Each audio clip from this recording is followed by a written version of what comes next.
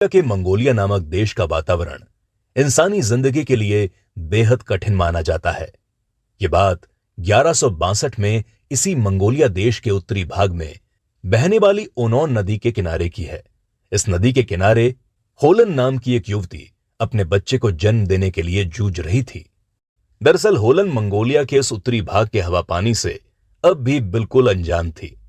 होलन का जन्म जिस इलाके में हुआ था वो अपने हरे भरे घास के मैदानों के लिए जाना जाता था और वहां गाय, घोड़े, बकरी और भेड़ें बड़ी मात्रा में पाई जाती थीं।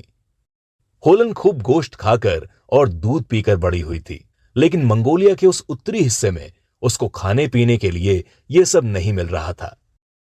उसे अपनी जिंदगी का गुजारा शिकारियों वाला खाना खाकर करना पड़ता था। कभी उसे चूहे या चिड़िया खानी पड़ती थी, तो कभी कभार उसे मछली या हिरण भी खाने को मिल जाते थे। एक दिन होलन ओनोन नदी के किनारे एक छोटी सी पहाड़ी पर अनजान लोगों से घिरी हुई थी।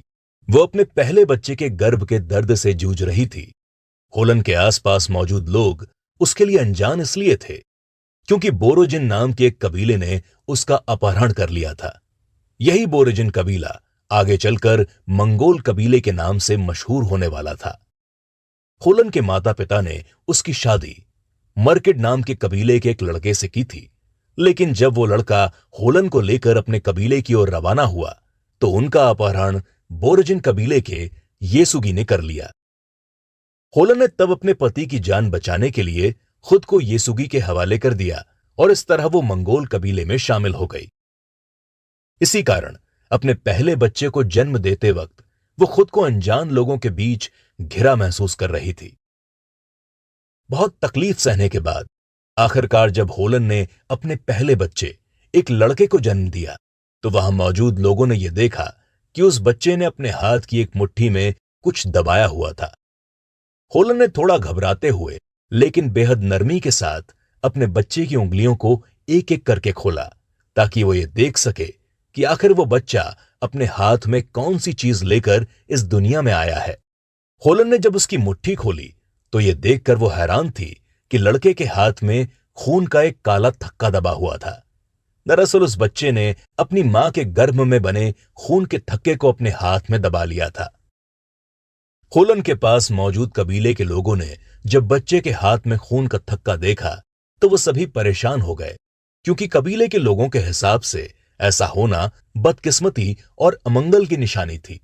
मगर उस वक्त ओनोन नदी के किनारे पहाड़ी पर मौजूद लोगों में से किसी ने भी यह नहीं सोचा होगा कि यह बच्चा केवल कबीले की ही नहीं बल्कि पूरी दुनिया की किस्मत बदलने वाला था।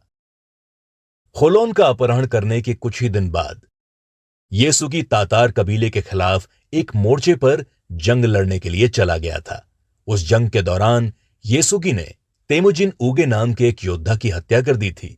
येसुगी जब अपने बेटे के पैदा होने के बाद कबीले में वापस लौटा तो उसने अपने नवजात बच्चे का नाम तेमुजिन रखने का फैसला किया। तेमुजिन नाम का यही लड़का आगे चलकर दुनिया भर में चंगेज खान के नाम से मशहूर होने वाला था। चंगेज खान का नाम हम में से ज्यादातर लोगों ने सुना है। मंगोलिया के दूर दराज के मैदानी इलाकों के इस कबीलाई लड़ाके का नाम हमारे मुहावरे और कहानियों में अक्सर सुनाई पड़ता है। लेकिन चंगेज खान का संबंध केवल हिंदुस्तान की कहानियों और किस्सों से नहीं है, बल्कि चंगेज खान की जिंदगी में हिंदुस्तान एक बेहद अहम स्थान रखता था। क्या आप जानते हैं कि चंगेज खान ने अपने एक हिंदुस्तानी साथी की मौत को अपना अपमान मानते हुए दुनिया के सबसे खूनी अभियानों में से एक अभियान शुरू किया था?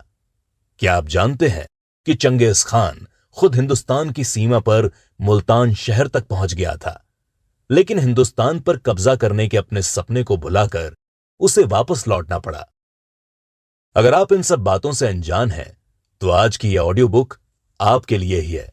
आज आपको केवल हिंदुस्तान और चंगेज खान के बीच के रिश्ते के बारे में जानने को ही नहीं मिलेगा, बल्कि आपको चंगेज खान की जिंदगी के कुछ अनछुए पहलुओं के बारे में भी जानने का मौका मिलेगा, जिनके बारे में बहुत कम ही लोग जानते हैं। मध्य एशिया के मैदानी कबीले में पैदा हुआ एक बच्चा कैसे दुनिया के सबसे बड़े साम्राज्यों में से एक की स्थापना करता है, यह वाकई एक बेहद दिलचस्प कहानी है। सिकंदर महान को भले ही दुनिया का सबसे बड़ा विजेता माना जाता है, लेकिन चंगेज खान ने दुनिया के जितने बड़े हिस्से पर राज किया था, उसके सामने सिकंदर की दुनिया बहुत छोटी नजर आती है। चंगेज खान का नाम आज भले ही ज्यादातर लोग आतंक और खून खराबे से जोड़कर देखते हैं, लेकिन चंगेज खान के खून खराबे और आतंक के पीछे की वजह जानना भी बेहद जरूरी है। चंगेज खान की जिंदगी बेहद कठिन हालातों में गुजरी थी, जो दिलचस्प किस्से और कहानियों से भरपूर है। कुकू एफएम आपके लिए लाया है दुनिया के सबसे महान योद्धाओं में से एक चंगेज खान की जीवनी। तो फिर देर किस बात की है, चलिए कुकू एफएम के साथ सुनते हैं चंगेज खान की जीवनी। भले ही मंगोलों का कबीलाई इलाका दुनिया से कटा हुआ था, लेकिन इसके बावजूद उन्हें दुनिया में हो रही घटनाओं की पूरी जानकारी रहती थी।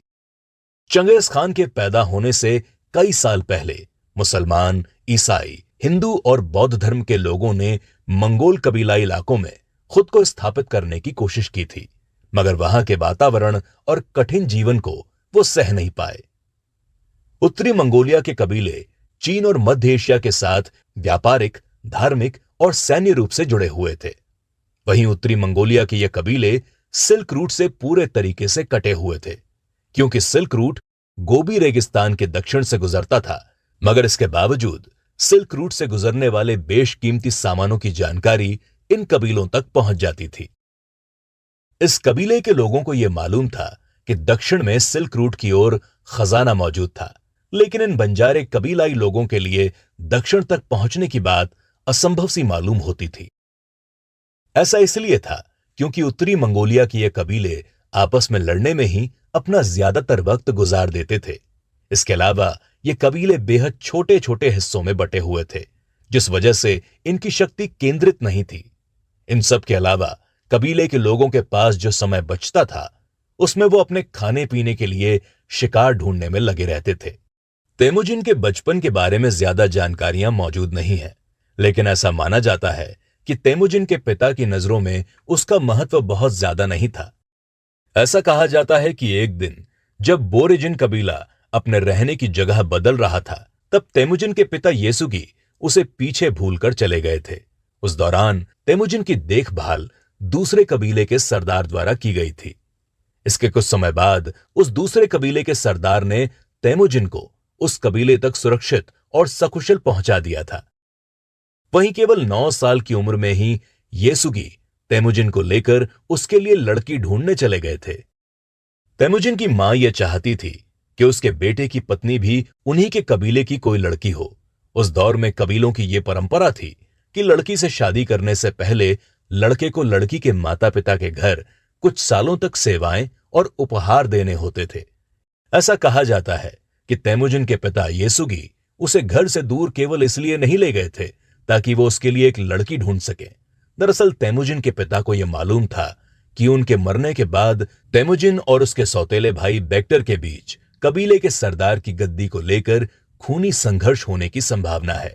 मगर तेमुजिन के मुकाबले येसुगी अपने बड़े बेटे बेक्टर को ज्यादा पसंद करता था। इसी कारण वो कबीले के सरदार की गद्दी बेक्टर के लिए सुरक्षित रखना चाहता था। येसुगी की यह योजना थी कि वो तेमुजिन को पूर्व की ओर ले जाकर उसे वहीं छोड़कर वापस आ जाएगा।